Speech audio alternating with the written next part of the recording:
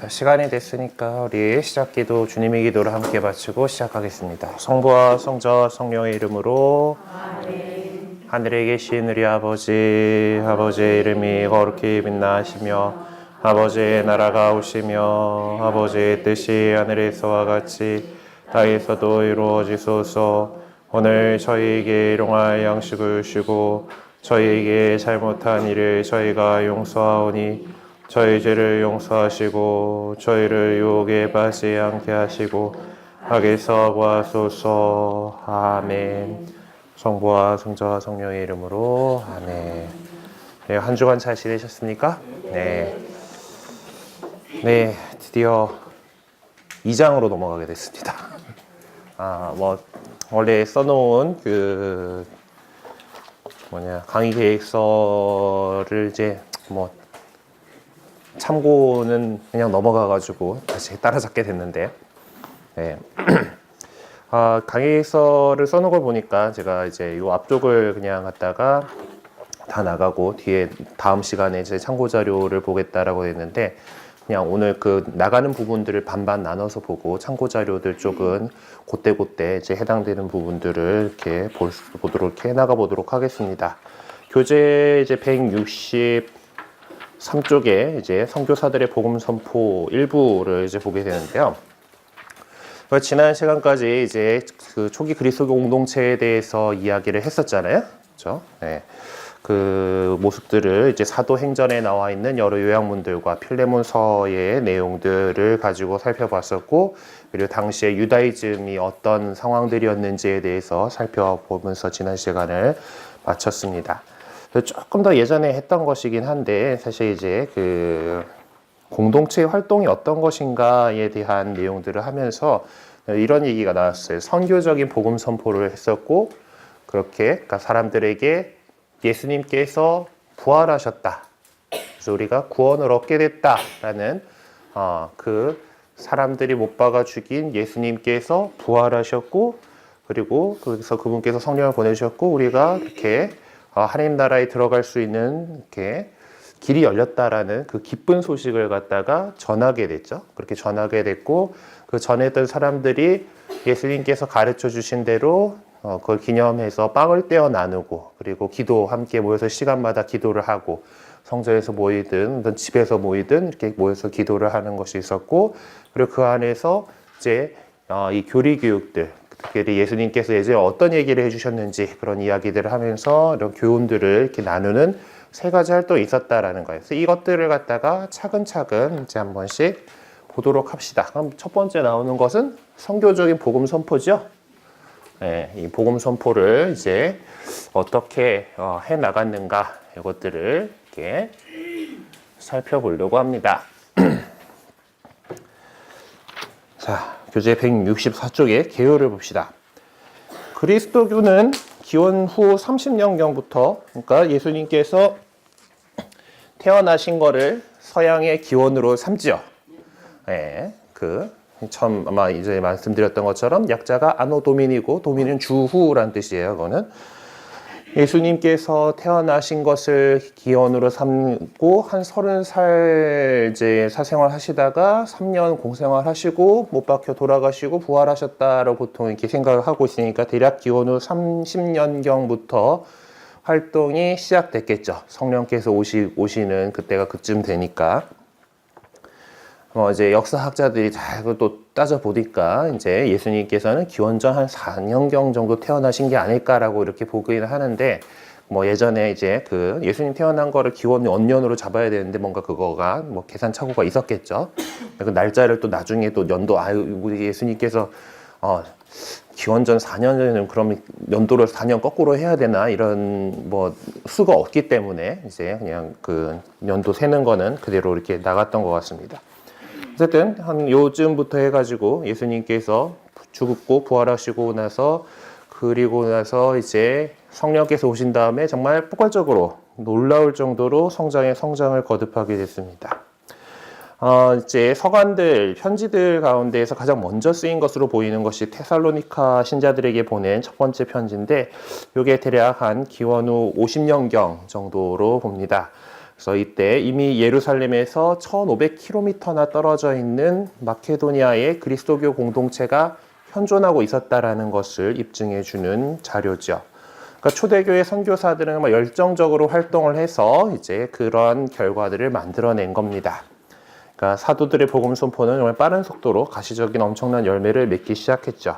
그래서 이제 이 장에서는 사도들이 어떠한 복음을 선포했는가, 어떠한 내용을 선포했는가를 갖다가 신약 성경 안에 나와 있는 그런 조각들로부터 찾아보려고 하고, 그래서 그들이 처음 전한 복음이 어떤 것인가에 대해서 우리가 접근함으로써 우리가 고백하는 신앙의 핵심이 무엇인가, 그거를 다시 한번 인식하려는 것이 이번 장의 목적입니다. 그래서 선포, 그 캐리그마라고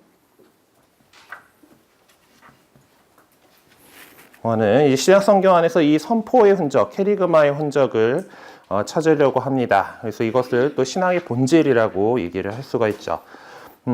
초대교회의 사도들이 썼을 것으로 추정되는 어떤 교리교육서가 있지는 않았을 거예요. 그 당시에 사도들이 뭔가 책을 만들어야겠다 이렇게 생각하지는 않았어요. 자신이 느끼고 자신이 체험했던 그것을 갖다가 선포했을 뿐인데, 그것을 우리들이 그렇게 해가지고 우리 교환집 새로 만들어서 공유하자 이러진 않았을 거고, 그리고 그것이 설사 있었다 하더라도 전해지지 않아요. 그러니까 우리에게 전해져 있는 것은 지금 신약 성경으로 편집되어 있는 것들, 그리고 그 안에서 특별히 더 초대의 것으로 세월이 좀 더 오래된 것으로 보이는 것들이 바오로 사도가 쓰는 서간들, 베드로 사도가 쓰는 서간들, 이런 것들이 있고, 그리고 좀 더 후대에 편집된 복음서를 우리가 갖고 있습니다. 그 안에서 이 캐리그마에 관한 표현들을 어느 정도 찾아낼 수 있을 거예요. 예, 그것들이 전해져서 내려오던 것들이 편집돼서 지금 그 안에 들어와 있기 때문에.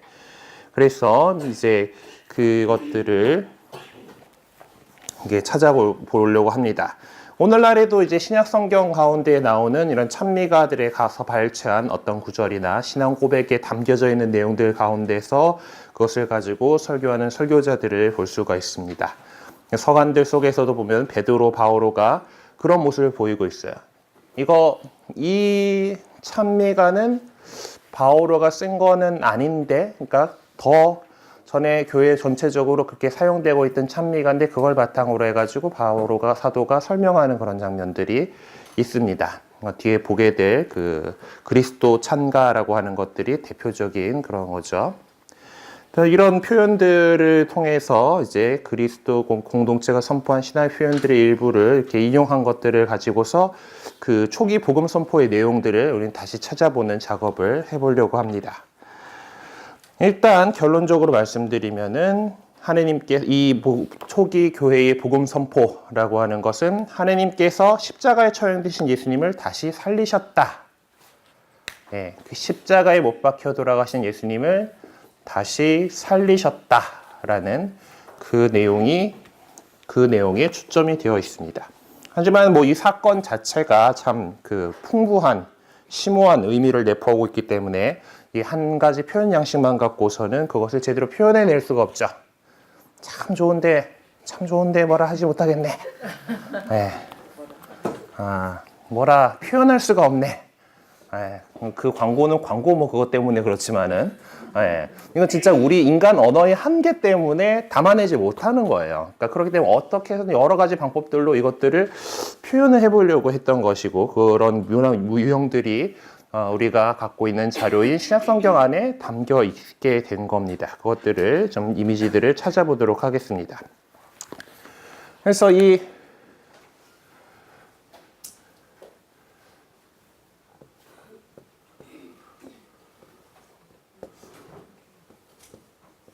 예수님께서 부활하셨다라고 하는 이 신비를 깨닫게 하기 위한 여러 가지 이미지들이 이렇게 나오게 될 겁니다. 이 사도행전과 서간 속에서 발췌한 몇몇 구절들을 집중해서 읽어보면서 그 안에서 어떤 이미지들을 좀 뽑아내 보려고 합니다. 그리고 이 이미지들, 이 부활을 설명하기 위한 이미지들은 사실 어쩌면 구약 성경 안에서 이렇게 통용되고 있던 그런 것들이 그런 배경을 가지고 있는 것들을 많이 찾아볼 수가 있어요. 제 참고자를 보면서 어떤 것들이 중요한 것인지 이렇게 보고, 또한 구약 성경의 본문들하고 이렇게 대조해 보면서 이제 초대교회 신자들이 이 심한 부활의 사건을 표명하기 위해서 얼마나 고심했는지, 그들이 그래도 잘 알고 있는 이미지들을 가지고서 그것들을 이제 얘기를 하려고 했던 것이잖아요. 그래서 복음 전승이 만들어진 과정을 좀 밟아가 보려고 합니다. 그래서 신앙을 표명했던 문학 유형들이 어떤 것들이 있는지를 보죠. 비그리스도교 신자들이나 유다인들 또는 이방인들을 대상으로 한 선교사들의 설교는 신앙의 본질을 표명하는 데 초점이 맞춰져 있습니다. 그래서 신앙의 본질에 관계되는 내용들은 몇몇 가지 짧은 표현 형태로 요약 정리되었죠. 그래서 사도행전에 수록되어 있는 담화문들을 연구하면서 그런 형태들을 찾아보게 될 것입니다. 그리고 또 그 초대교회 신자들은 특별히 세례성사 때 그들이 믿는 바를 고백했고, 종교의식 중에도 그를 어떤 노래로 불렀죠. 사도행전에서 표현된 형태 그대로를 사용하기도 했을 것이고, 이제 그것들이 만들어져서 나오는 것들이 오늘날에까지 이어지고 있는 신앙 고백들, 신경입니다. 그리고 여러 가지 찬미가들이 그 내용들이 될 거예요. 지금도 우리가 세례받기 위해서는 사도신경의 내용을 질문하고 응답하죠. 그 신앙을 고백하는 것들을 통해서 이제 그리스도의 신자가 되는 세례 성사를 이렇게 하게 됩니다. 그리고 그리스도 신자들은 예수님의 죽음 부활 이외에도 그분 삶에서 중요했던 다른 사건들을 떠올리면서 계속해서 그들이 고백해온 신앙의 내용을 담고 있는 신앙 고백문, 신경을 더욱 풍요롭게 만들어야 할 필요성을 느끼고 있었습니다. 그 크레도라고 이렇게 해놨는데, 크레도는 라틴 말로 저는 믿나이다 라는 뜻이에요. 1인칭, 1인칭으로 내가, 1인칭인 내가 이제 믿습니다 라는 그런 표현이에요. 영어에는 이런 표현들이 인칭에 따라서 동사가 막 변화하는 것들이 이제 제일 많이 쓴 비동사나 이런 것들은 막 변화를 하지만 다른 동사들은 딱히 그렇게 없잖아요. 하지만 이제 라틴말 같이 유럽 언어들 같은 경우는 특히 라틴 말이 많이 그런데 몇 인칭이 쓰는 거냐에 따라서 동사 형태가 다 바뀝니다. 그러다 보니까 그 동사 형태만 보면은 굳이 그 주어를 안 써도 되는 거예요. 그러다 보니까 이제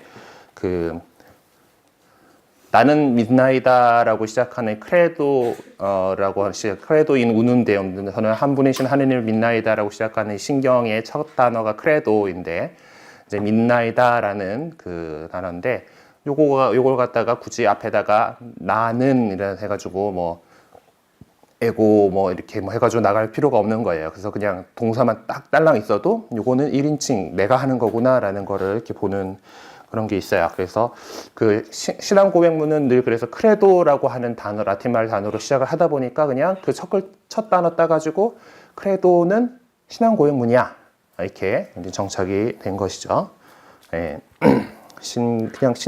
믿나이다예요. 그냥 그 뜻은. 어쨌든 그래서 이제 참고 자료에서 안티오키오의 이냐시오가 행한 신앙 고백문을 또 보게 될 거고, 우리 이제 미사 때 원래 해야 되는 니케아 콘스탄티폴리스 신경, 그리고 그 전에 4세기 그보다 좀 더 후에 나온 4세기의 신앙 고백문도 좀 보게 될 겁니다. 신앙 고백문은 신경도 보면 시대마다 여러 가지가 있어요. 우리가 미사에서는 니케아 콘스탄티폴리스 신경, 이건 교회의 공식 신앙 고백문이기 때문에 그거 하고, 그리고 얘가 너무 길어가지고 아무도 못 외우니까 열심히 하는 본당에서는 이제 외워가지고 하시잖아요, 그렇죠? 근데 대부분의 본당에서 니케아 콘스탄티폴리스 신경을 외워서 하지는 못하죠. 실제로 저도 본당에서 사도 신경만 하다 보니까 니케아 콘스탄티폴리스 신경을 외워서 해라 하면 못하겠어요.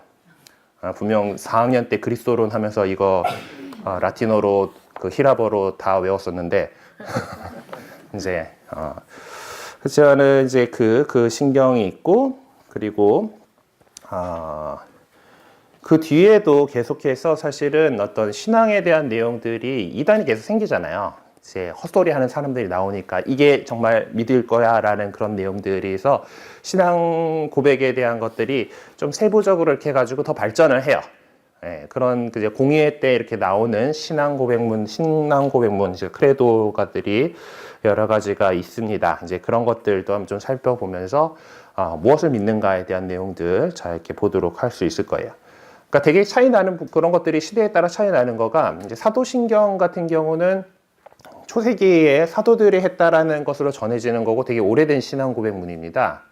그죠? 그래서 이제 로마 교회의 세례 신앙 고백문이기 때문에 지금 그 권위를 가지고 있고 오늘날도 미사에서 이렇게 쓰이고 있는 거예요. 특별히 뭐 그 부활 시기에는 이제 세례를 상징 부활 시기에는 사손 시기와 부활 시기에는 이 그 사도신경을 하도록 이렇게 미사 통상물에 나와 있는데 그 차이들 보면 아시겠지만은 사도신경에서는 성령을 믿으며 하고 끝나죠. 성령에 대한 설명이 딱 그거 하고 끝나요. 그러니까 그 시절에는 성령은 당연히 그냥 믿는 존재고 여기에 대해서 뭐라 얘기할 거 없었던 거예요. 근데 뒤에 후대에 나온 니케아 콘스탄티노플 신경 보면은 뭐 한 분이 생명을 주시고 뭐 사도들을 통해서 예언자들을 통해서 말씀하셨나이다 뭐 하면서 성령에 대해서 설명들이 더 붙죠. 예. 그런 것처럼 이제 신학적인 것들이 체계화되고 발전되어 나가면서 그런 내용들이 쏙 들어오게 됩니다. 그리고 이 보다 개발된 4세 시기 신경이라는 것도 보면은 이제 뭐 예수님께서 뭐 그 본성이 신성과 인성이 갖다가 뭐 이것도 외웠어야 되는데 이게 뭐 혼동되지 않고 섞이지도 않고 나눠지지도 않고 뭐 분리되지도 않고 뭐 이런 일을 해가지고 그 여러 가지 이제 신성과 인성이 이제 다 이제 예수님은 신성과 인성을 온전히 다 가지고 계시다라는 내용을 이렇게 얘기를 하기 위한 그런 내용들 이렇게 막 들어가게 되어 있습니다. 네, 그것들도 이제 나오면 살펴보게 될 거고요. 네. 네, 초기 교회 선교사들이 참 열정적으로 복음을 선포를 했고 그 결과에 많은 사람들이 교회 공동체 안으로 들어오게 되었습니다. 선교사들이 선포한 복음을 듣고 교회 공동체 안에 들어오게 된 이들은 예수님을 주님으로 그리스도로 고백하면서 이제 신앙의 첫 발걸음을 내딛기 시작했죠. 자, 이렇게 하나둘 믿음을 고백하는 사람이 늘어나면서 그리스도 공동체는 점점 더 규모를 확대해 나갔습니다. 그 반면에 그리스도 공동체 안에는 또 모든 점에서 다양한 사람들로 구성되었기 때문에 또 여러 가지 문제들이 끊임없이 제기가 되게 됩니다. 네. 예수님 직접 본 사람 말고 전해 듣고 이렇게 온 사람들이에요. 직접 그리고 전해 듣고서 근데 이것들을 갖다가 자신들이 살고 있던 문화적 배경 안에서 또 다른 이야기들을 막 해내기 시작하는 거예요. 네. 사실 이러한 모습들은 교회가 언제나 그래왔습니다. 우리 교회 지금 현실 속에서도 마찬가지예요. 어떻게 다다음 주인가 이제 11월 17일 날 우리하고 같은 시간대에 해가지고 뭐 여러분들은 들어갈 수가 없지만은 그 사목국에서 구역 반장님들을 위한 특강을 이제 마련을 했더라고요. 손자녀들에게 신앙 물려주기에. 예, 그래갖고 그 강사가 이제 조재현 비오신 분이고 제가 그 신부님하고 이제 이런저런 인연이 맺어져 있어갖고 거기 그 신부님이 하시는 햇살 사목센터에 어차피 저도 이사예요. 그래서 어쨌든 그래서 제가 한번 놀러 갔더니 그 강의 준비를 한다고 이제 회의를 하더라고. 그래서 같이 이제 들으면서 이제 막 거기 연구원들하고 막 얘기를 같이 했었는데 그 이제 우리 시대의 상황 분석에 따라서 이제 해본 거가 이제 7, 80년대에 우리 교회가 되게 성장을 했습니다. 그렇죠? 민주화 운동에서의 어떤 공로들이 있었고 그리고 요한 바오로 2세 교황님께서 2번 방한하셨죠. 84년도하고 89년도하고 그때 신자 수가 되게 급격히 늘었어요. 네, 많은 사람들이 우와 천주교회가 정말 좋구나, 멋지구나 이러면서 예비 신자들이 막 늘어났던 시기입니다. 성인 예비자들이. 자, 그때 우리 교회는 어찌 보면 이 이야기를 하면서 진단을 한 거가 그 시절에 우리 교회가 구교들부터 선교자 집안들로부터 이렇게 이어오고 있던 신앙을 많이 잃어버리게 됐어요. 그러니까 철저하게 기도하고 주일 미사 꼭 하고 어떤 뭐 이제 삼종기도니 뭐 아침기 뭐 이제 올해는 구교 집안이셨던 분들만 보면은 그 조과 만과 해가지고 그 아침기도 저녁기도 긴 거 무릎 꿇고 막 이렇게 하고 이제 해가지고 뭐 이제 제대로 안 하면 혼나고 막 그랬던 기억들이 있다는 얘기를 저도 들었어요. 저희 집도 사실은 저희 부모님 세대에서 이제 신앙을 받아들였기 때문에 어떤 뭐 저도 이제 그런 구교 집안의 이제 조과 망과 뭐 이런 것들은 해본 적이 없어요. 얘기만 들었지. 어쨌든 그런 그 신앙 전통이 집안으로부터 이렇게 이어져 내려오던 신앙 전통이 너무나 급격히 외부에서 보통 사회에 많은 사람들이 들어오면서 이런 교회 공동체 정신들이 많이 희석되어 버렸다라는 그 어떤 그런 진단들을 이렇게 좀 나오고 있다 그런 자료들이 있어가지고 그것들이 내용들이 들어가게 되는데 그 안에서 이제 정말 우리 신앙을 살아가던 그런 모습들이 이제 그 신앙을 제일 중심에 놓고서 정말 예전에 그 목숨까지 내어가면서 신앙을 증거했던 그런 신앙이 점점 이제 희박해 그런 것들이 없는 사람들이 교회 안에 들어오고 교회 안에서 활동하고 자리를 막 잡고 그러면서 사회에서 어떤 이제 한 자리 차지하는 그런 신보들이 이제 교회 안에 들어와 가지고 뭐 이제 사목회 뭐 이렇게 하면서 뭐 어깨 좀 들어가고 뭐 무슨 장 맡고 뭐 이제 이런 것들이 이런 뭐 또 중요하게 되고 뭐 이제 커뮤니티가 또 늘어나다 보니까 그 안에서 이권들도 막 움직이게 되고 이제 이런 것들을 통해서 교회가 그 일반 사회가 갖고 있는 그런 성향들을 갖다가 오히려 그 교회가 이제 그것들을 똑같이 하고 있게 되는 그런 꼴이 되면서 우리가 신앙 공동체로서의 그것들이 약해진 상태에서 이제 또 이제 제가 80년생인데 저희 세대들이 이제 지금 그 교육에서 이제 조부모 세대는 지금 부역장 반장님 하고 있는 더 이제 5, 60년대생들이 그 해당이 되고 지금 그 자녀 세대가 저희 70년대, 80년대생들을 이제 얘기를 하고 그리고 그 밑에 이제 손자녀들이 이제 신앙 전수가 안 된 거예요. 저희 세대들에게 그 막 경쟁 막 이렇게 그 입시 공부 열심히 하고 막 대학교 많이 가게 되고 이제 그런 시절이잖아요. 그러니까 너희는 기도는 내가 할 테니 공부는 네가 해라. 그래가지고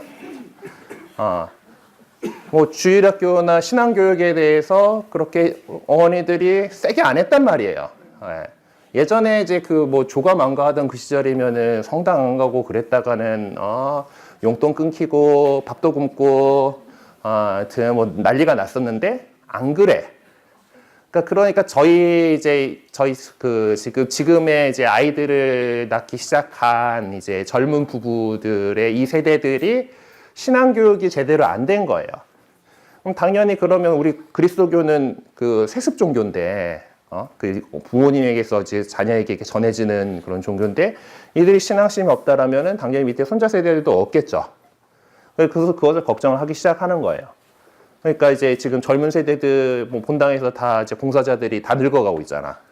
그대로 10수년 전에 소공동체 막 시작했던 그 반장님들이 그대로 그냥 구역장님 하고 있고 밑에 더 그건 안 들어오고 지금 뭐 그리고 그들이 이제 손주 세대가 돼가지고 또 요새 지금 저희 나이 때 뭐 또 맞벌이 다들 하다 보니까 이제 손주들 봐주시는 할머니들 많잖아요. 이제 또 그런 상황들 안에서 어떻게 이제 지금 밑에 자녀 세대는 좀 그런 것 같고, 물론 제일 이상적인 거는 얘네들을 갖다가 다 회계 실심시켜가지고 이제 다 이제 교육을 신앙교육을 하도록 해줘야 되는 건데, 그게 아닌 이제 그런 상황에서 어떻게 이걸 잘 할까 얘기를 이렇게 했었는데, 지금 왜 여기까지 갔지? 어쨌든 이제 그 당시에도 이제 우리 교회 우리 오늘날의 지금 우리 한국 교회에서도 이렇게 신앙이 예전처럼 이렇게 활발하지 않은 것에 대해서 이런 진단들이 나온다는 거예요. 외부에서 많은 사람들이 유입이 되었을 때 공동체 안에는 어쩔 수 없이 이런 게 생기는 문제점들이 생기게 돼요. 사회의 어떤 그런 가치관들이 스며들게 되는 거죠. 그렇게 많이 들어오면서 그 사람들을 갖다 어떻게 정말 신앙의 정신으로 살 수 있게끔 가르칠 것인가. 그들을 어떻게 이렇게 하고 그 공동체에서 그런 것들로 통해서 발생되는 문제들, 막 다양한 배경들이 있을 거잖아요. 이제 뭐 그래서 유다교를 열심히 신봉하다가 이제 그리스도교에 들어온 사람들은 여전히 자신은 유다교도라는 그런 것들이 있기 때문에 할례도 해야 되고 율법도 지켜야겠고 이런 것들에 대해서 얘기를 하게 된다는 거예요. 이제 뭐 그런 것들도 있고 이제 그렇지 않은 동네에서 살던 사람들은 뭐 이제 이런 율법 준수나 이런 것들은 뭐 상관이 없었잖아요. 하여튼 그런 것들 안에서 문화적인 그런 충돌들이 생기기도 하고 그런 것들이 여러 가지 문제들이 제기되었습니다. 그래서 어떻게든 이것은 해결해 나가야 되는 문제였고, 그래서 기원 후 70년, 80년 사이에 이제 이 부활하신 분의 발현에 관한 이야기들이 편집되게 된 것은 이런 문제들을 해결해 나가기 위한 목적에서였습니다. 그러니까 그 옛 전승에 뿌리를 두고 있던 부활 반열에 대한 전승들이 이제 이야기라는 형태로서 이제 성문화되게 된 것이죠. 그래서 여기서 우리가 요 두 개의 본문들을 선택해서 공부를 하게 될 텐데요. 그것들을 이제 보면서 이런 내용들을 생각을 해보게 될 거예요.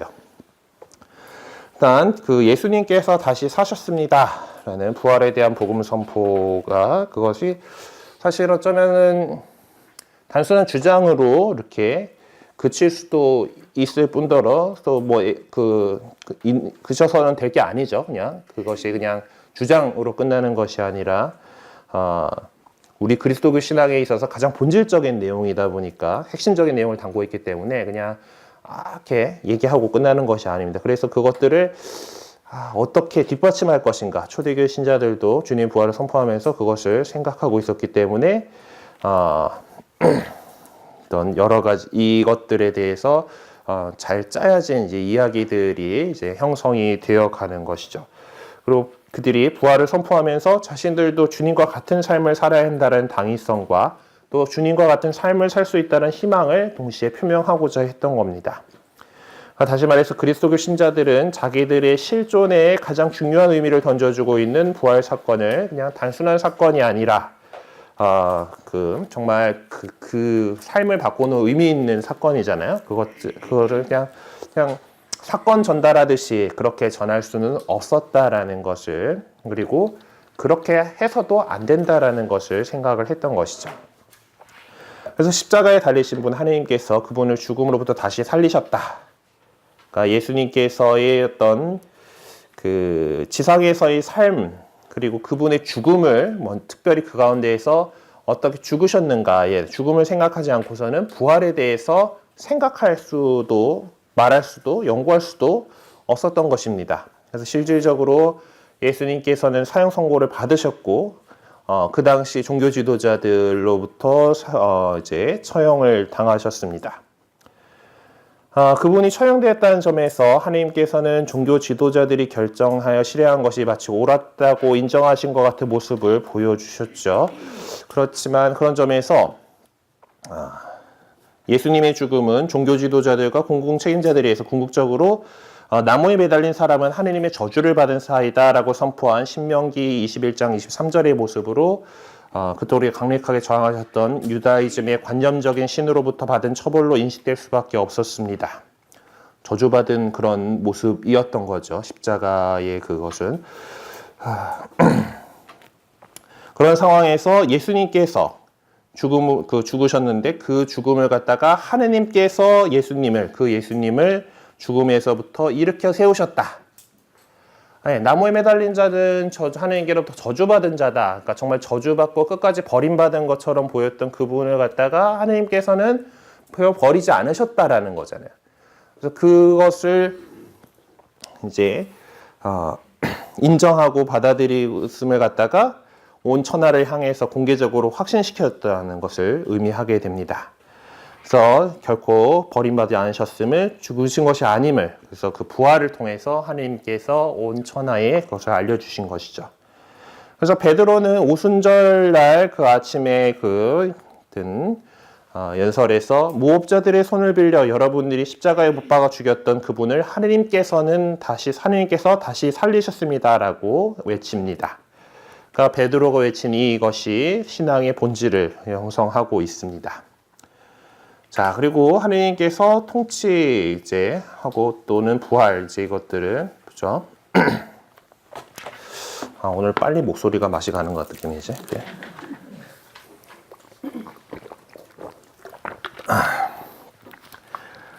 자, 예수님께서 선포하신 복음이라고 우리가 복음서들을 통해서 보는 내용하고 초대교회 신자들이 선포한 복음의 주제를 비교해 보면은 좀 당혹감을 감출 수 없습니다. 예수님께서는 하나님 나라가 가까이 왔으니 회개하고 복음을 믿어라 라고 이렇게 하셨죠. 하나님 나라가 왔다라는 것을 선포를 하셨고, 제자들이 선포한 것은 하나님 나라에 대한 내용이라기보다는 그 십자가에 못 박혀 돌아가신 예수님께서 부활하셨다, 그것이 복음이다 라고 이렇게 이야기를 하고 있어요. 자, 그렇다면 제자들은 무슨 이유로 스승께서 전하신 메시지를 그대로 전하지 않았던 것일까? 제자들이 하나님 나라의 도래라는 것보다 예수님을 전한 데에는 그럴 만한 이유가 있었던 것인가? 이런 표현을 어떻게 설명했는가라는 것들이 질문거리로 이렇게 남게 됩니다. 그렇기 때문에 이 이야기에 대해서 답을 하기 위해서 이 근처 초세기에 유다인들은 이 부활이라고 하는 것을 어떻게 이해하고 있었는지를 이렇게 살펴보아야 합니다. 전에 사두가이하고 바리사이하고 대해서 얘기를 하면서 유다교 안에 원래부터 부활 사상이 있지는 않았다라는 거 말씀드렸었죠. 네, 상당히 후대에 나오게 됩니다. 자, 이제 그 기원전 160년경부터 유다이즘 안에 이렇게 강한 영적인 사상이 나타나기 시작을 했어요. 이것은 하느님께서 그 당시가 또 안티오쿠스에 의해서, 시리아 임금 안티오쿠스에 의해서 가혹한 박해 상황이었잖아요. 그때 순교당한 자들이 부패를 겪도록 결코 방치해두지 않을 것이다 라는 그런 믿음을 갖고 있었죠. 하나님께서 이렇게 죽은 사람들을 그냥 두실 리가 없다라는 것을, 그래서 그것 때문에 부활, 그러니까 세상의 마지막 순간이 다가오고 있음을 알려주는 종말론적인 사건으로 이렇게 기다려오고 있었던 것입니다. 그러니까 현재 이 세상이 썩었으니까 부패한 세상이 끝나고 새로운 세상이 올 것이다라는 그런 기대감인 거죠. 그리고 그것이 초대교회 안에서 셋째 날이라고 하는 표현 속에 담아놓았던 믿음이 바로 그런 것입니다. 뒷부분에서 설명되어 있으니까 나중에 보도록 하죠. 유다인들이 이러한 생각은 그리스도의 부활 사건을 이해하는 근거로 삼는다라면은 그러니까 다음 같이 얘기할 수가 있는 거죠. 그러니까 하느님께서 십자가에 처형되신 예수님을 부활시켰다라는 것은 그것이 다른 것이 아니라 마지막 때가 다가왔다라는 것을 알리는 것입니다. 그러니까 다시 말해서 새로운 세계가 열리기 시작했다라는 것을 의미하는 것이고, 그것은 바로 하나님 나라, 하나님 통치가 이루어지는 것을 의미하는 것이죠. 그러니까 그 부활에 대해서 얘기한다는 것이 유다교의 어떤 그 이미지 안에서 종말론적인 이미지를 갖고 있었다라는 것에서 예수님께서 부활하신다라는 것을 이야기한다라는 것은 결국 이 부활을 통해서 지금의 현 시대가 끝나게 되고 새로운 하나님의 통치가 이루어지는 하나님 나라가 도래하게 된다라는 것을 얘기한다라고 이렇게 보는 겁니다. 그것은 결국에서 예수님께서 하나님 나라가 가까이 왔다라고 선포하신 것을 그대로 이어받는다라고 이렇게 볼 수가 있는 것이죠. 초대교회 신자들은 두 번째 아담이 바로 부활하신 예수님이라고 인식을 하고 있었습니다. 그 같은 인식은 초기 선교사들이 선포한 복음 내용 속에서 무슨 이유로 부활 사건이 가장 중요한 자리를 점유하게 됐는지를 잘 설명해 줄 수 있는 것이죠. 그러니까 부활을 선포한다는 것은 결국 하나님의 통치가 도래했음을 알리는 것으로 예수님이 메시아시다라고 선포하는 것이었고, 마지막 때가 이미 시작되었음을, 그리고 최후의 심판이 가까워졌음을 알리는 것이었습니다. 그래서 결과적으로 이제 우리가 제기했던 예수님께서 선포하신 하나님 나라의 도래와 제자들이 전한 예수님의 부활은 이게 별로 서로 다른 내용이 아니다라는 것이죠. 사실은 동일한 내용이다라는 것을 알 수가 있습니다. 자, 문제는 예수님께서 하나님의 나라가 도래했다고 선포하셨을 때나 제자들이 예수님의 부활을 선포했을 때나 선포된 복음을 받아들이기 위해서는 어떻게 해야 되느냐라는 거예요. 결국 다 회개하고 복음을 믿어라. 네, 회개하고 복음을 믿어라. 그 전에 나의 삶에서 방향을 돌려서 하느님께로 향하고 그 복음을 믿고 살아가라라는 것. 회개라는 그 것으로 이제 시작되는 겁니다. 자, 그리고 5번에 부활의 신비를 표현하기 위한 용어와 이미지들이 이렇게 나오게 될 거예요. 그래서 이 체험들을, 예수님에 대한 체험들을 어떤 형태로 표명했는가를 이렇게 살펴보게 될 것입니다. 오리엔테이션 하면서 나 뒤쪽에 얘기해야 될 것들을 너무 다 얘기를 해버렸나?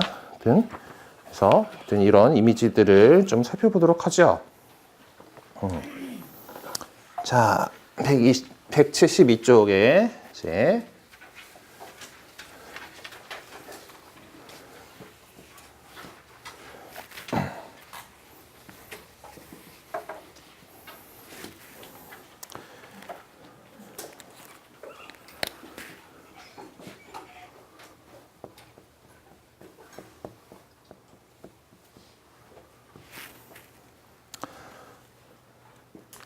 자, 예수님께서 부활하셨습니다 라는 거 우리 믿는 사람들은 당연히 알고 있는 표현이고 이 표현에 길들여져 있죠. 어떤 형태의 표현이 예수님 부활 사건을 표현하는데 이제 대표적인 모습으로 자리매김한 지는 참 오래됐습니다. 그렇다고 예수님께서 부활하셨습니다 라는 이 한 문장 가지고 그 부활의 신비를 다 표현할 수 있다라면 말도 안 되겠죠. 네, 우리 스스로도 부활의 이미지를 이렇게 그려볼 수가 있습니다. 하지만 우리 나름대로 고심에 고심을 해가지고 부활의 이미지들을 고안해냈다고 하더라도 그것을 다른 사람들이 받아들여 줄 것인가는 또 별개의 문제죠. 그러니까 만약에 우리가 초대 그 교회 선교사들처럼 부활에 대해서 선포해야 될 상황이라면 어떤 표현을 써가지고 어떤 말로 예수님의 부활을 선포할 것인가 한번 생각해 보자는 겁니다.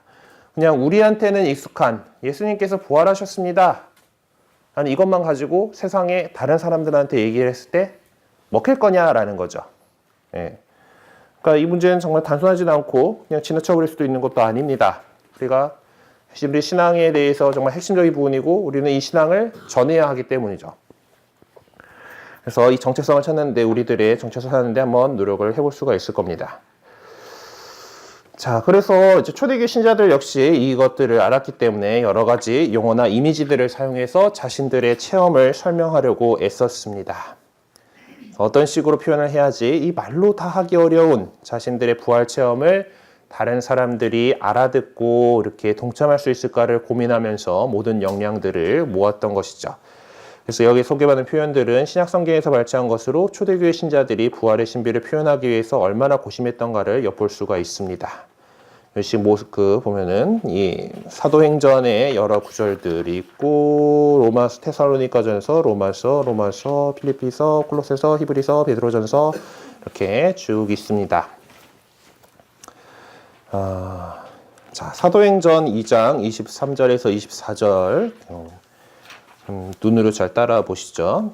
하느님께서 미리 정하신 계획과 예지에 따라 여러분에게 넘겨주신 그분을 여러분은 무법자들의 손을 빌려 십자가에서 못 박아 죽였습니다. 그러나 하느님께서는 그분을 죽음의 고통에서 풀어 다시 살리셨습니다. 그분께서는 죽음에 사로잡혀 계실 수가 없었던 것입니다. 사도행전 2장 32절에서 36절.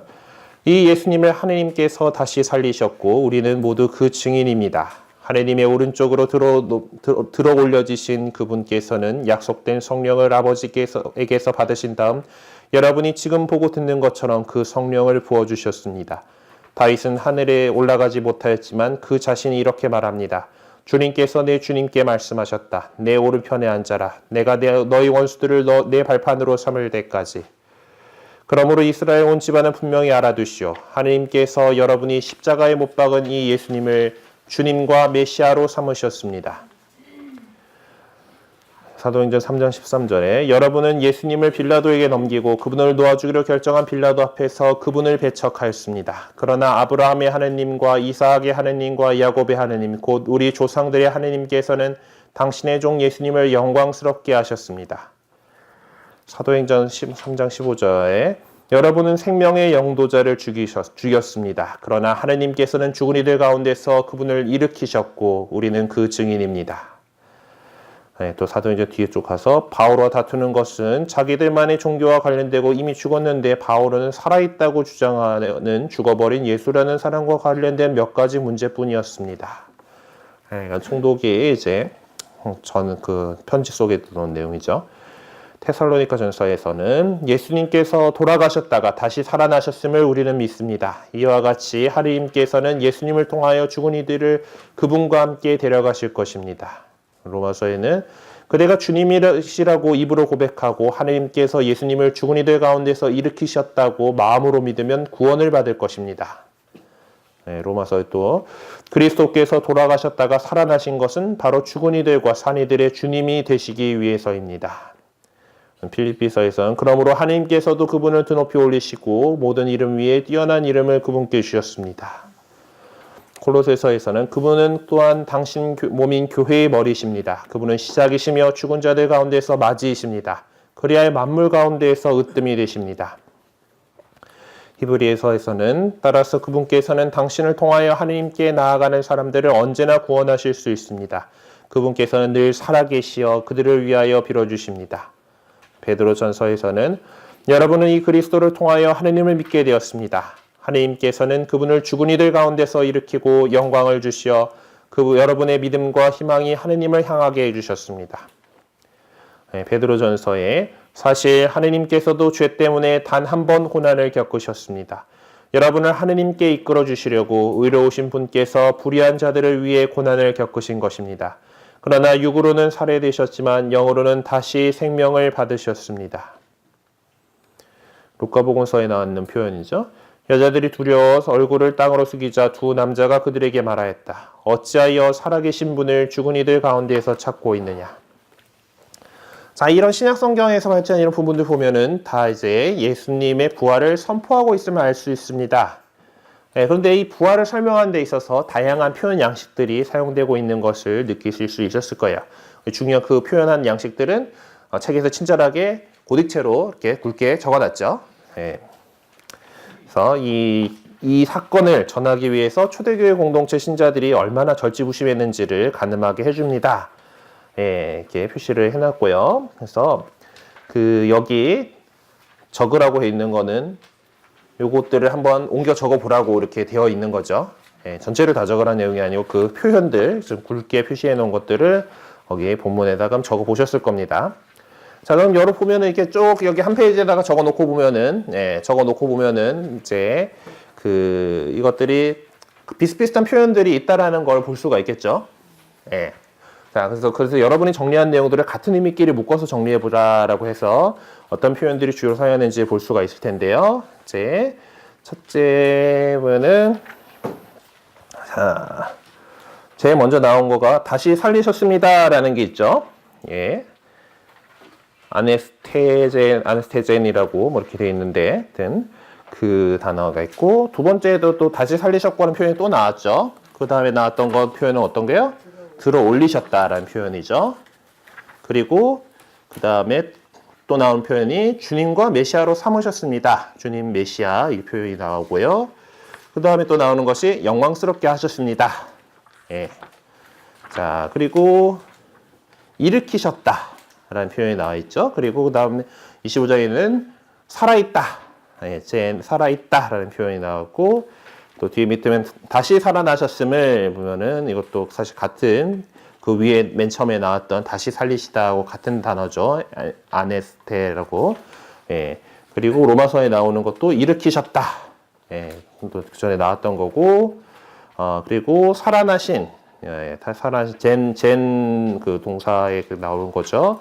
그리고 주님이 되시다라는 건 세 번째 나왔던 주님 메시아라는 표현에 해당하는 거고, 올리시고, 예, 들어 올리셨다 두 번째 나왔던 표현 그대로고, 콜로새서에 보면은 맞이라는 표현이 다시 나오죠. 맞이. 이거 7번째 거기다 적어 놓으시면 될 거고, 히브리서의 살아계시어 이것도 젠 동사하고 되는 거니까 이것도 6번째 나왔던 그 살아있다라는 표현이고, 일으키시고 영광을 일으키셨다라는 표현은 5번째 나왔었고, 그 다음에 영광을 주셨다라는 거는 그 4번째 나왔던 영광스럽게 하다 그대로일 거고요.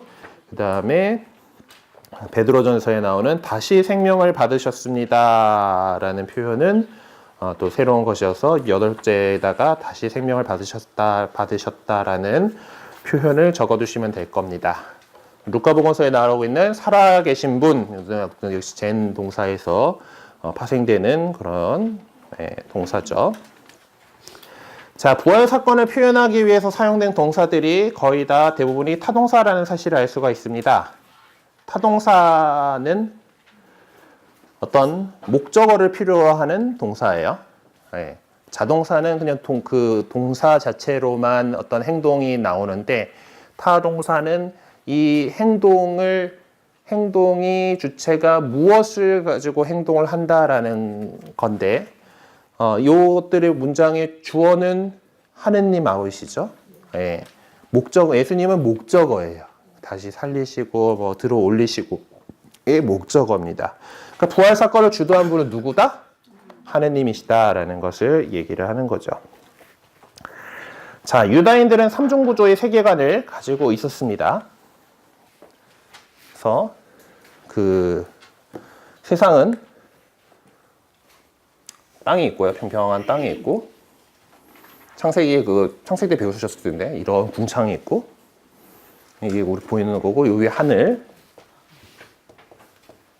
세상이고, 그리고 지하 저승. 그러니까 여기는 죽은 사람들 가는데, 이렇게 요런 세계관을 갖고 있었습니다. 오늘날처럼 이제 지구가 있고 태양이 이렇게 있고 우주에 뭐 이런 것들을 생각을 제대로 못하던 시절이죠. 그래서 뭐 여기 빗물체로 막 이렇게 표현되고, 해와 달 절기를 알리는 빗물체 뭐 이렇게 표현되는데, 하여튼 유다인들의 세계관은 이제 초대교회 신자들이 선포한 예수님의 부활 사건을 이해하기 위해서 필수적으로 숙지하고 있어야 됩니다. 우리 사도신경의 표현에도 보면 저승에 가시어라는 표현이 나오죠. 뭐 예전에 표현대로 고성소에 가시어 뭐 이렇게도 하는데, 하여튼 이 세계관을 일단 알고 있어야지 이 당시 사람들이 왜 이런 표현을 썼는가에 대해서 얘기를 할 수가 있을 거예요. 자, 이제 신약 성경에서 발췌해서 인용한 내용들의 형태를 나누어 보면은 이제 그 가운데 3분의 2가량이 땅 밑으로 내려가신 예수님, 그분을 땅 밑으로부터 소생시키다 하고, 나머지 한 3분의 1가량이 땅 밑으로 내려가신 예수님, 그분을 하늘로 들어올리다 라고 표현되어 있습니다. 그러니까 죽은 이들의 세계, 산 이들의 세계, 하느님과 영적인 존재들의 세계 이렇게 나눠져 있었기 때문에 이제 땅 밑으로 내려갔다라는 것은 지금 우리가 지하도를 파고 들어간다라는 개념이 아니라, 죽은 이들의 그곳으로 자연적인 죽음을 겪으셔야 했던 역사적인 예수님을 의미하는 것입니다. 소생시키다, 들어올리다라는 것은 그분께서 부활하셨다라는 것을 의미하는 것이죠. 이런 이미지 가운데 몇 것들은 구약 성경의 표상이나 구약 성경에서 찾아볼 수 있는 중요한 주제들을 연상시켜 줍니다.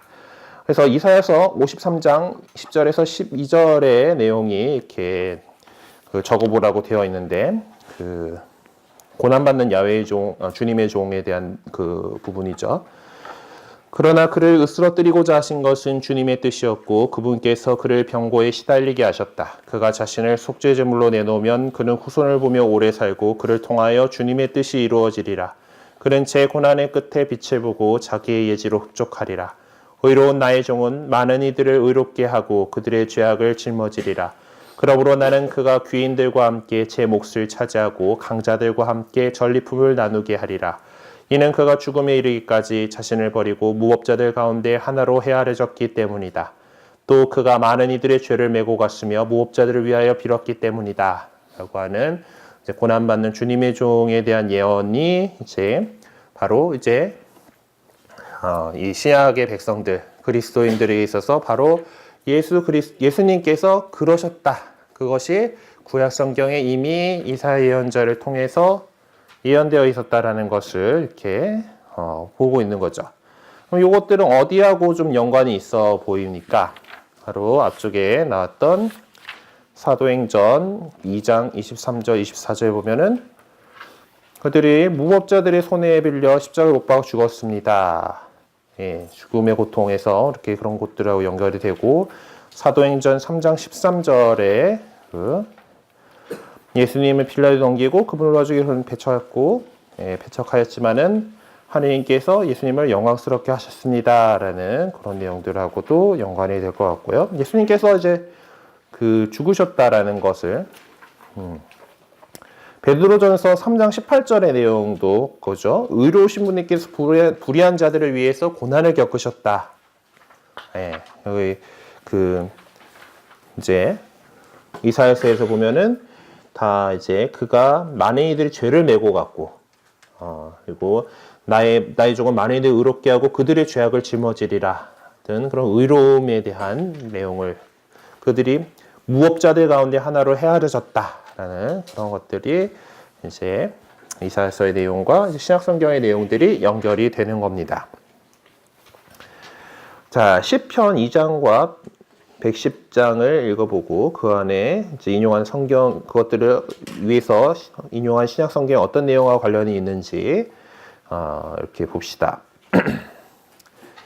시편 2장과 110장 또 신약 성경만 들고 왔네.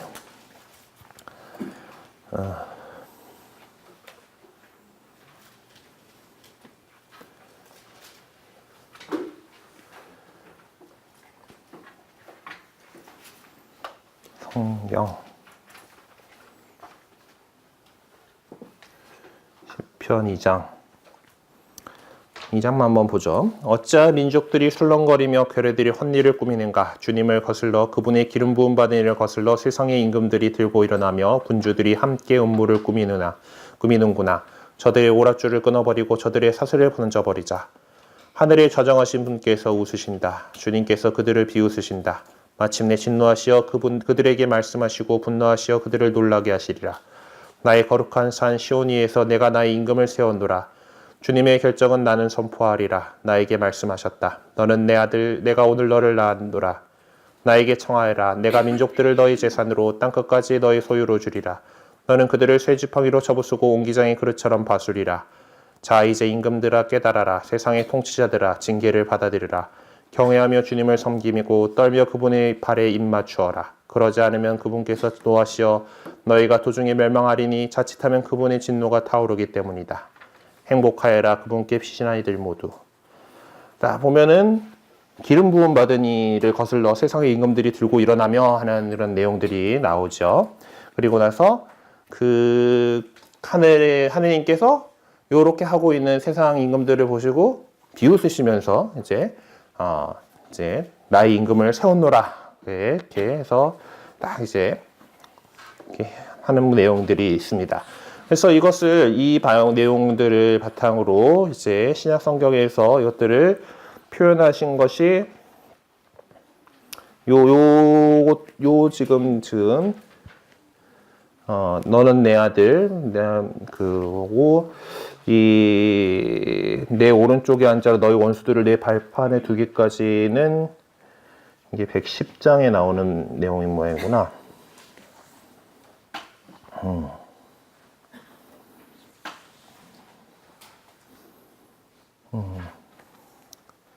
네, 110장 1절이 주님께서 내 궁극게 하신 말씀 내 오른쪽에 앉아라 내가 너의 원수들을 내 발판으로 삼을 때까지 라는 이것들이 인용되어 있는 구절은 사도행전 2장 32절에 36절 그 부분이죠.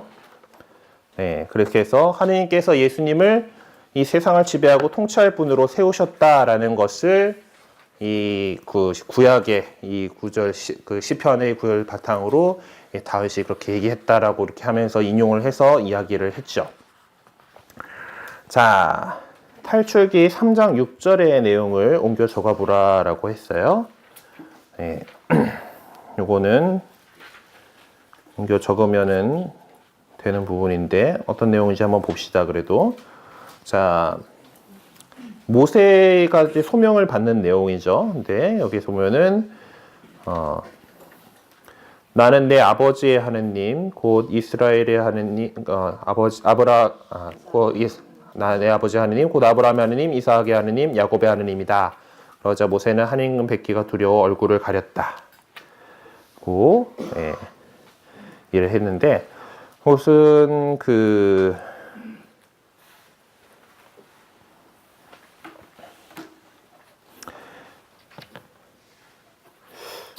갑자기 얘가 왜 나왔을까?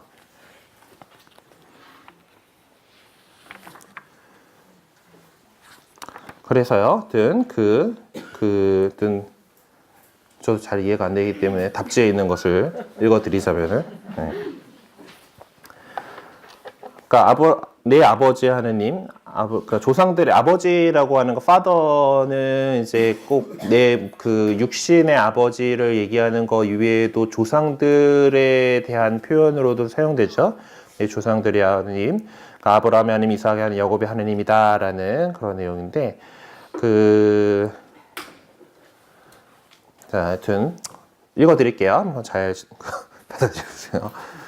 예수님을 죽음으로부터 일으켜 세우신 하느님은 구약에서부터 구원 계획을 알리시고 언약하시고 급기야 예수님 안에서 성취하신 분이시다.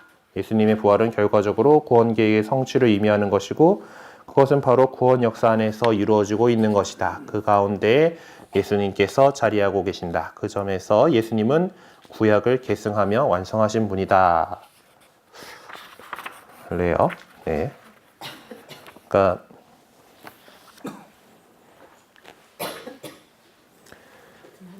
그 구약에서부터 이렇게 우리 이스라엘 백성들을 이끌어 오셨던 그 하느님께서, 그 하느님께서 바로 우리가 그리스도라고 부활하셨다고 선포하신 그 예수님을 그리고 이제 백성들이 지도자들이 모함해가지고 십자가에 못 박아 죽인 그분을 갖다가 다시 살리셨고 다시 일으키셨고 들어 높이셨다라는 것을 이제 얘기를 하는 겁니다.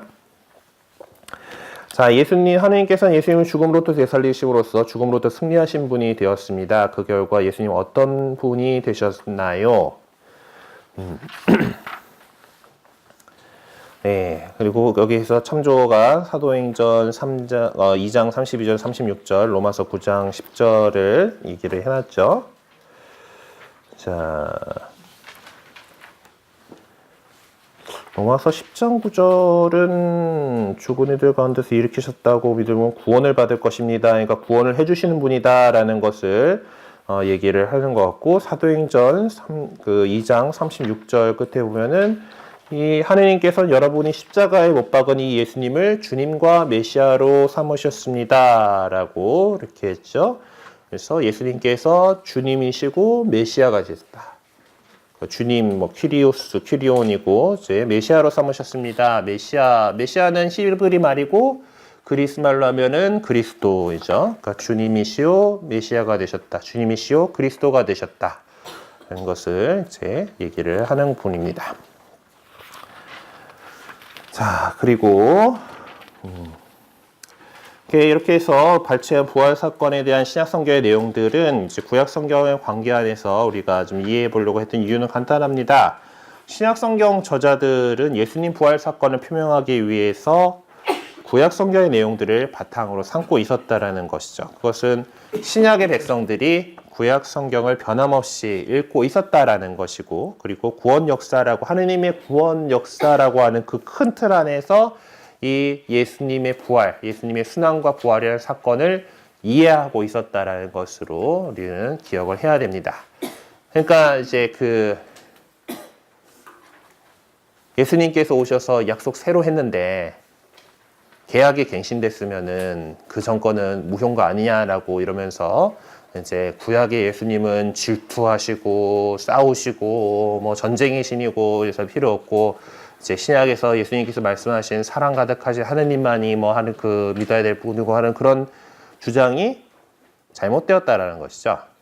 우리는 다 구약 성경 안에서 그 하느님께서 그 정말 사랑으로 이렇게 이끌어 오셨던 것들을 다 그런 부분들을 다 알 수 있고 이 예수 그리스도 당신의 아드님을 보내시기 위해서 어떻게 준비를 해 오셨고 하나님 백성을 어떻게 이끌어 오셨는지를 이렇게 계속해서 읽어 나가고 그것들을 그 안에서 바로 신약의 사건들을 이해하려고 이렇게 초대교회 때부터 그렇게 해왔다라는 겁니다. 그래서 이제 구약에 대해서도 우리가 잘 기억을 하고 있어야 한다는 거. 자, 그래서 이제 어떤 이런 부분들 이제 선포했던 그런 내용들을 살펴봤고요. 코린토전서 15장 11절에서 11절을 좀 집중적으로 연구를 해보도록 합시다. 일단 이 내용은 지금 띄워놓고 있을 필요는 없으니까.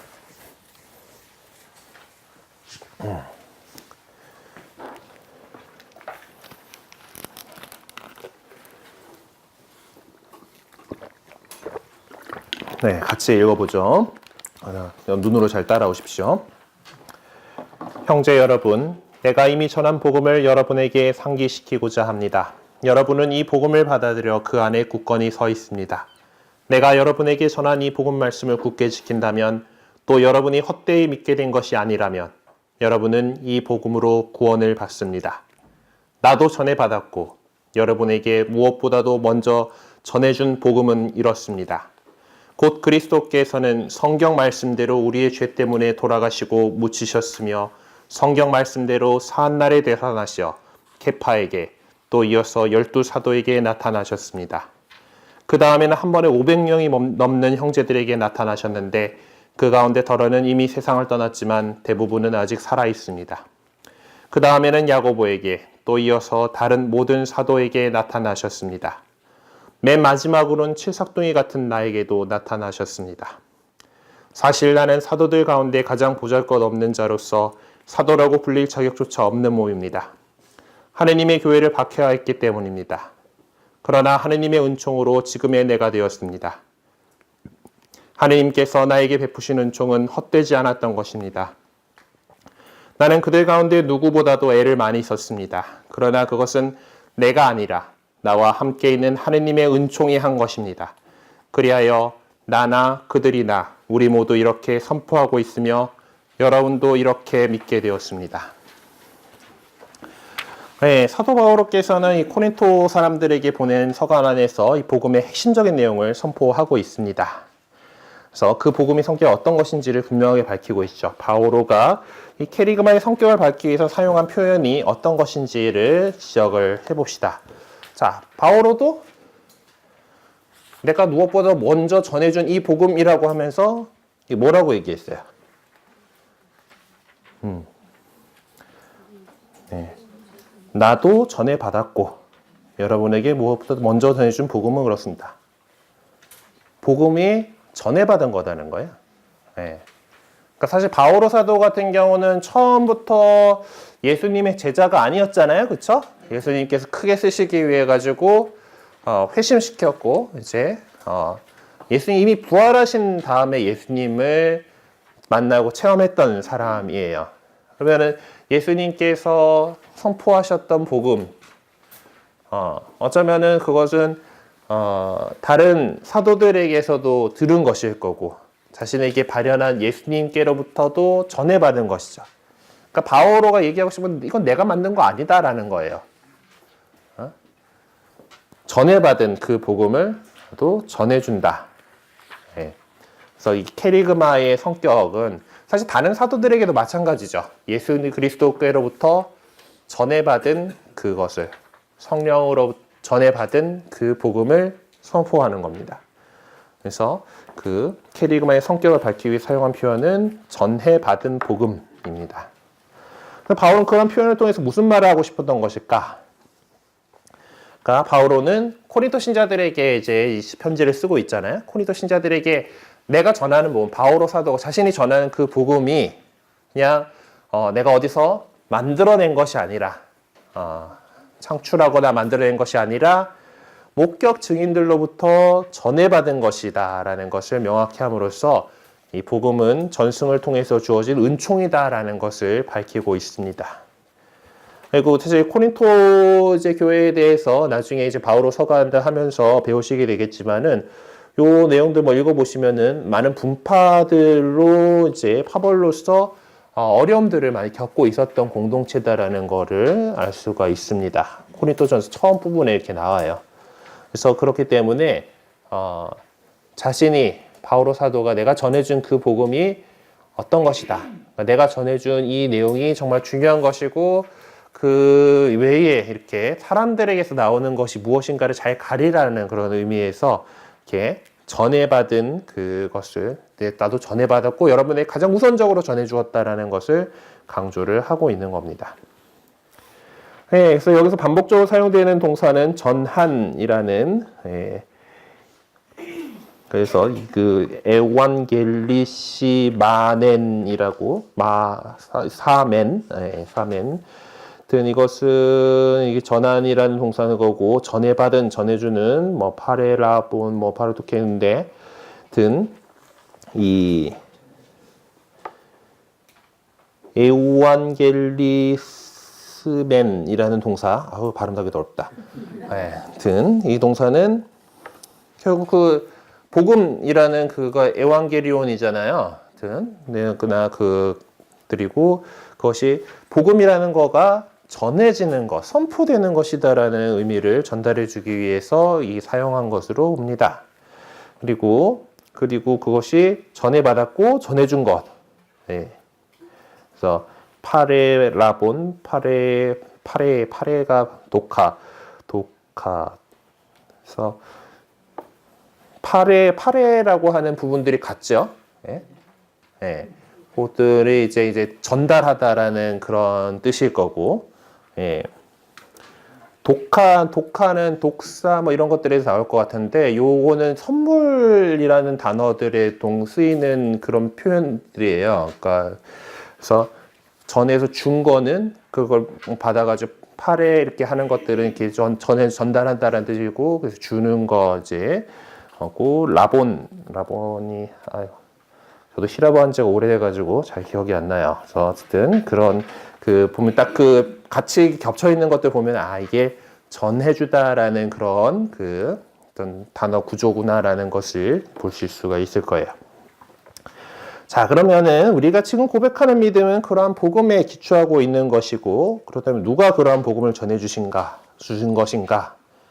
예, 그러면은 뭐 직설적으로 뭐 이제 본문에서 지적하고 있지는 않지만은 본문 주의 보면은 복음을 전해준 이들이 누구인지를 알 수가 있습니다. 복음 절승을 창출한 첫 번째 사람들이죠. 그래서 이것이 우리가 복음서의 형성 과정을 추적하고 있는 우리들에게 중요한 제보가 될 수 있을 것이라고 이렇게 봅니다.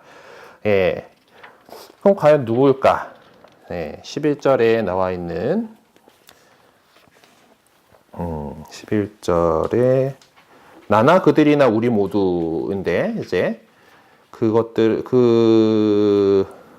조금 살펴보면은 나는 일단 지금 바오로죠. 그들이면은 사도들일 거예요. 다른 사도들 이렇게. 근데 이것들에 대해서 이 사람들이 어떤 사람들인지는 그 앞에 좀 나오고 있죠. 예. 이제 사흘날에 대사가 나셔가지고 케파에게 12사도에게 나타났고, 뭐 500명이 넘는 형제들에게 나타나셨고, 그리고 뭐 야고보에게 모든 사도들에게 그리고 칠삭동에 같은 나에게도 나타나셨다라고 했어요. 부활하신 예수님을 난 봤다라는 겁니다. 직접 목격한 증인들. 예. 그래서 여기 나오는 나나 그들이나 우리 모두는 사실 목격 증인들이라고 얘기를 할 수가 있는 거죠. 예수 그리스도의 부활하신 예수 그리스도를 만난 사람들입니다. 목격 증인들이죠. 네, 바오로가 코린토 신자들에게 전한 믿음의 핵심적인 내용 속에서는 모든 사람이 아무런 의구심 없이 받아들일 수 있는 역사에 근거한 주장과 믿음의 차원에서만 인지될 수 있는 주장이 섞여 있습니다. 네, 역사적인 주장의 내용은 무엇이고 신앙의 차원에서만 인지될 수 있는 주장은 무엇일까? 관계되는 절과 내용을 찾아보자라고 되었습니다. 역사적인 주장은 뭐겠어요? 예수님께서 죽으셨고 묻히셨다. 뭐 예수라고 하는 사람이 십자가에 못 박혀 죽었다라는 것은 다 누구나 인정을 하고 있는 내용입니다. 그 다음이 문제죠. 우리 그리스도인들은 그분께서 부활하셔가지고 그분 살아계시다라고 얘기를 하는 거고, 유다인들은 그 거짓 선동하던 예언자들, 그 거짓 예언자들이 잘 죽었다 하고 얘기를 하는 거고, 예, 그런 거죠. 예, 그래서 역사적인 내용은 그리고 예수님께서 돌아가시고 묻히셨다라는 내용이고, 거기에 나와 있는 것은 3절에 성경 말씀대로 돌아가시고 묻히셨으며라는, 성경 말씀대로 우리의 죄 때문에는 이 그리스도인들의 주장인 거고, 돌아가시고 묻히셨다라는 그 내용들은 확실한 거죠. 예, 그래서 그거는 역사적인 주장이죠. 그리고 믿음의 주장은 그 다음에 나오는 성경 말씀대로 사한날에 되살아나셨다. 예, 사한날에 되살아나셨다. 우리의 주장은 사한날에 되살아나셨다고, 저들의 주장은 니들이 꺼내갔잖아 인 거고, 예, 그것이 믿음의 차원에서 주장하고 있는 바죠. 그리고 그 뒤부터 나타나는 그 부활하신 주님께서 우리에게 나타나셨다. 이건 증거가 없잖아요. 그 당시에 캠코더 들고 이렇게 찍어놨겠어요. 그 봤던 사람들이 우리는 그분을 배웠소라고 주장하는 거 말고는 증거가 될 게 없죠. 예. 그래서 아마 처음 시작할 때 그랬지만은 그 부활의 증거라고 할 수 있는 거는 빈 무덤이고, 근데 그 빈 무덤이라는 거는 니네가 열고 꺼내갔잖아 라는 걸로 쉽게 논파될 수 있는 그런 증거였단 말이에요. 어쨌든 그런 믿음의 차원이 된다는 겁니다. 그래서 이제 믿음의 주장은 사흘날에 되살아나셨다. 그리스도께서 나타나셨다. 이제 4절과 5절에서 8절에 나와 있는 내용들입니다. 자, 4절에 나오는 사흘날에라는 표현은 시간적인 의미로 사용된 것이 아닙니다. 초대교회 시대부터 사용된 표현은 믿음의 중요성을 드러내주는 표현으로 인식되었는데, 이 표현이 지칭하고 있는 사건은 어떤 것인가? 사흔날이면 당연히 예수님의 부활을 우리 이야기를 하는 거죠. 여종에 관련된 참고 자료가 204쪽에 나와 있습니다. 그래서 요거를 다 같이 보고 가기에는 없는데, 중요한 것은 이제 여러 곳에서, 구약에서 여러 곳에서 이 사흘이라고 하는 말이 나오고요. 호세아서 6장 2절 나와 있는 보면 사흘째 되는 날에 우리를 일으키시어 살려주시고 살게 하시고 이런 것들이 나오고, 이제 타르금 이제 나와 있는 이제 후대 주석들인 거니까 이제 부활이란 내용들이 나오고, 이제 유다인들의 주석들이 보면은 특이할 곳이 206쪽에 보면은 창세기 22장 4절에 대한 미드라시 랍비들이 이제 1, 2세기 랍비들의 주석서인데, 사흘째 되는 날에 아브라함이 눈을 들자 멀리 있는 그곳을 바라볼 수 있었다라는 이 표현을 가지고서 이제 사흘째 되는 날은 죽은 자들이 생명을 되찾게 되는 날을 말하는 것이다 라고 그 당시 유대교 랍비들도 그렇게 해석을 했다라는 거예요. 이 사흘째 되는 날이라고 하는 것이 이제 예전부터 이제 부활과 관련해 가지고 이해됐다라는 것을, 유다교 차원에서도 그렇게 부활에 대한 신앙을 받아들인 다음에 그렇게 이해됐다라는 것을 볼 수가 있습니다. 이것도 참고 자료들은 한번 잘 읽어보세요. 우리가 좀 집중적인 연구는 끝내고 오늘 끝내야겠죠. 자, 예수 그리스도 사건에 183쪽으로 다시 돌아옵시다.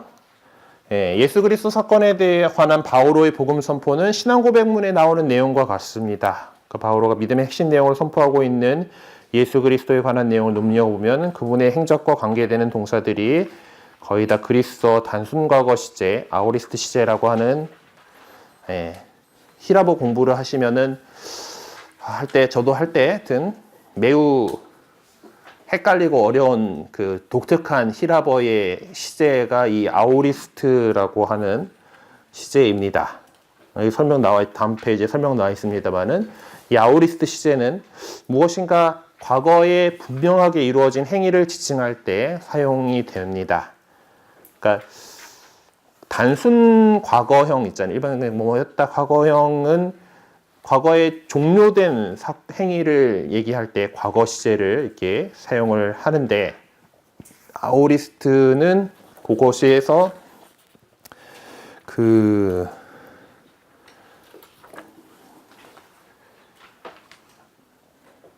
아우리스트 이거 본데도 공부한 지 너무 오래돼가지고 히라보가 아우리스트가 딱 그렇게 완료된 그 딱 과거에 있었던 그거고 단순 과거고 그 과거들 보면은 뭐 이제 과거에서부터 현재까지 이루어지는 거 뭐 과거에서 이렇게 어느 정도 순간 진행되는 거 그런 것들을 나타내는 표현들이 여러 가지가 있는데 이 아우리스트는 과거에 분명하게 이루어진 행위를 지칭할 때 사용한다라는 거예요. 그래서 과거 분사고 뭐가 하여튼 문법은 어려워요. 하여튼 그래서 근데 이제 여기인데 요 표현들 가운데에서 이 완료형은 과거에서부터 그러니까 어떤 쭉 이어지는 것들을 많이 표현을 해요. 뭐 해오고 있다라는 거, 지금까지 이어져 오는 내용들일 수도 있고, 뭐 더 옛날부터 어느 순간까지든 이렇게 되는 그런 것에서 그 완료형으로 표현이 되어 있는 게 나왔고, 그것이 4절에 나오는 되살아나시다라는 그걸로 번역된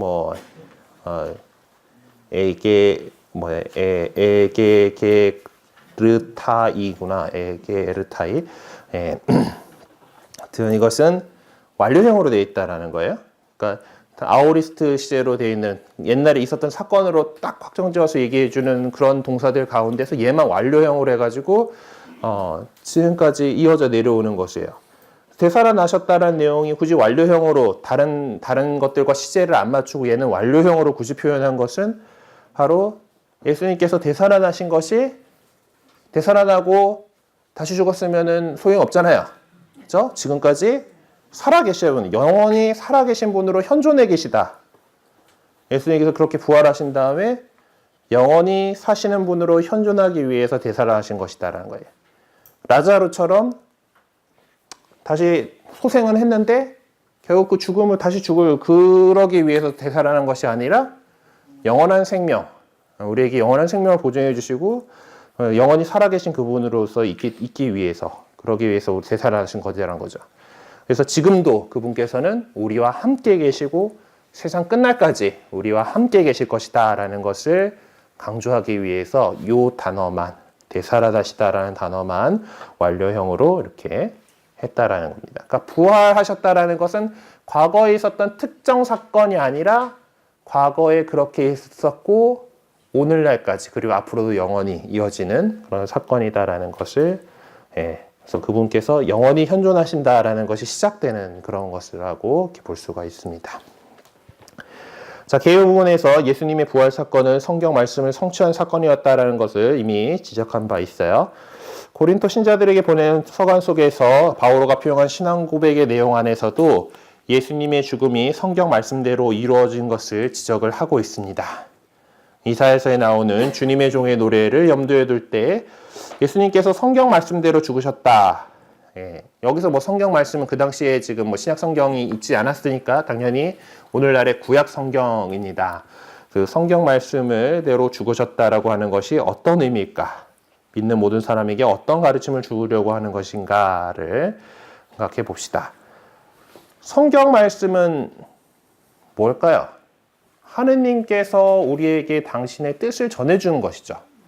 우리가 하느님께서 당신을 드러내 보여주시다라는 것을 계시라고 이제 우리 신앙 용어로 얘기를 하고, 계시의 중요한 두 가지 다른 뭐 여러 가지들 원천들이 분명히 있겠지만은 제일 중요하게 여기는 것이 성경이고, 그리고 교회를 통해서 전해주는 성전입니다. 뭐 물론 하느님께서 만드신 이 자연과 우리 뭐 인간에게 심어주신 양심이라든가 이런 것들을 통해서 우리가 하느님을 볼 수 있기 때문에 계시의 여러 가지 단편들로서 볼 수 있지만은 하느님께서 우리에게 당신을 드러내 보여주신 가장 중요한 것은 성경과 또 교회를 통해서 내려오는 성전이에요. 그 성경 말씀은 하느님께서 당신의 이야기를 우리에게 전해주신 거죠. 당신의 뜻을 우리에게 전해주신 거란 말입니다. 그래서 그것은 성경 말씀대로라는 것을 강조하는 것은 예수님께서 그렇게 죽으시고 부활하신 것이 예수님 자신의 뜻이 아니라 하느님 아버지의 뜻이었다라는 것을 강조하는 거죠. 예수님께서 하느님 아버지의 그 구원 의지를 따르셔서 그것이 성취될 수 있도록 끝까지 순종하셨다라는 겁니다. 복음서에서도 뭐 기억하고 있지만 순환에 대한 얘기를 들을 때 예수님께서도 막 번민하시면서 인간으로서 너무 힘든 거잖아요. 저걸 내가 해야 돼? 아버지 저에게 아버지 제게서 이 잔을 거두어 주십시오. 하지만 제 뜻대로 하지 마시고 당신 뜻대로 하십시오. 라면서 순종하셨잖아요. 그러니까 인간으로서 당신은 이거 너무나 버거운 거예요. 힘든 거예요. 하지만 그것을 아버지 하느님의 구원 의지를 따르고 거기에 순종하시기 위해서 그 길을 가셨다는 거예요. 죽으셨다는 거예요. 그래서 예수님의 이런 모습 속에서 주님을 믿는 신자들의 삶의 모습이 우리가 아버지의 뜻이 하늘에서와 같이 땅에서도 이루어질 수 있도록 살아가고자 하는, 그래서 이 하느님의 말씀을 우리가 배워 알고자 하는 것은 그 뜻을 우리가 알고 그 뜻을 살아가기 위해서인 거죠. 예. 그래서 우리가 말씀에 전적으로 순종하고 동참하는 삶을 살아가는 길이 그것이 믿음의 표현으로서 이렇게 나타나야 한다라는 그런 가르침을 얘기하기 위해서 예수님께서 성경 말씀대로 죽으셨다, 부활하셨다, 성경 말씀대로를 계속 강조하는 거예요. 네, 이게 단순히 그냥 예수님 딱 오셔가지고 이렇게 하고 가신 것이 아니라 하느님의 그 구원 계획, 성경에서부터 이렇게 나와 있던 이 구원 계획을 통해서 그 안에서 이렇게 이루어진 일이다라는 것을 이렇게 강조하고 그 가르침을 주려고 하는 것이었습니다. 네, 오늘은 여기까지 이렇게 보도록 하고요. 공지해달라고 하는 내용이 있습니다. 11월 달에 이제 그 연중 시기의 마지막 이제 되면은 우리 전례력으로 마지막 주일은 그리스도 왕 대축일이죠. 네, 그래서 이제 우리가 한 해 전례력을 살아가면서 이제 구원의 역사를 이렇게 쭉 이렇게 살펴보게 되고 이 마지막을 그리스도 왕 대축일로 살아간다라는 것은 하느님의 지금 얘기하는 하느님의 그 통치가 이루어지는 하느님 나라, 예수님께서 선포하신 그 복음의 그 하느님 나라가 이렇게 완성되리라는 것을 우리가 이제 얘기를 하면서 그리스도께서 임금이시다, 통치자시다, 권력 같은 모든 세상의 모든 권한을 지니신 분이시다. 그래서 하느님의 통치가 이루어진다라는 것은 세상 돌아가는 게 하느님의 뜻대로 이루어진다라는 뜻이, 하느님의 법대로 하느님의 뜻대로 이루어진다라는 뜻이잖아요. 그런 상황에서 어떤 그 주간을 하느님의 뜻에 대해서 우리가 잘 알아야 되니까, 그래서 성서 주간으로 이렇게 지내고 있습니다. 성경 말씀을 더 이제 읽어보고 하자라는 그런 것으로 해서 우리 성서사목부에서 이 성서 주간의 행사로서 11월 26일 월요일 날 이제 우리 강의가 있잖아요. 그때도 강의를 들으시고 식사를 하시고 오후 시간도 좀 내놓으시면은 이렇게 또 좋은 강의를 들을 수 있다라는 것을 공지를 드립니다. 11월 26일 월요일 날 오후 2시 14시부터 16시 30분까지 옆에 명동대성당에서 우리 전영준 바오로 신부님께서 성경적 삶의 활기라는 주제로 강의를 이렇게 하신다 그래요. 그래서 우리 대상을 성소모짜리 수강생, 봉사자, 나눔터 그룹원들 이렇게 함께 하시게 되고요. 회비는 딱히 없습니다. 오시면 돼요. 오셔서 들으시면 되고요. 강의가 있고 그 다음에 총대리 주교님, 손희성 주교님께서 집전하시는 미사가 있습니다. 그래서 많은 참석 부탁드립니다라고 광고 말씀이 있었습니다. 네, 그래서 26일 날 이런 행사가 있대요. 11월 26일 한 달 뒤네요. 네, 혹시 질문하실 거 있으신가요? 네. 그래요. 좀 쉬고 또 나눔 이렇게 하셔야 되니까. 네, 그 말씀 나누기 지금 몇 번째 하고 계신가요? 근데 지금 지금 하시는 게 사실 진즉에 지금 이 9째 주 그러니까 제가 강의한 걸로 치면 오늘이 6번째인가? 네. 너무 끝까지 팍팍팍 나가려고 이렇게 안 하셔도 돼요. 그래서 네. 셋째 주, 넷째 주, 오늘 7번째 주인데 네. 하여튼 그 나눔 진도가 너무 빠르지 않나 싶은데. 네. 하여튼 같이 좋은 나눔 되시기 바랍니다. 네. 네. 네. 맞춰서 하는데 상관없는 거. 아예 조별로 알아서 하세요. 네. 뒤에 좀 뭐 남겨도 상관없고. 네. 자, 그래요. 그럼 영광송으로 마치도록 하겠습니다. 성부와 성자와 성령의 이름으로 아멘. 영광이 성부와 성자와 성령께 성령원이 아멘. 성부와 성자와 성령의 이름으로 아멘. 네, 수고 많으셨습니다.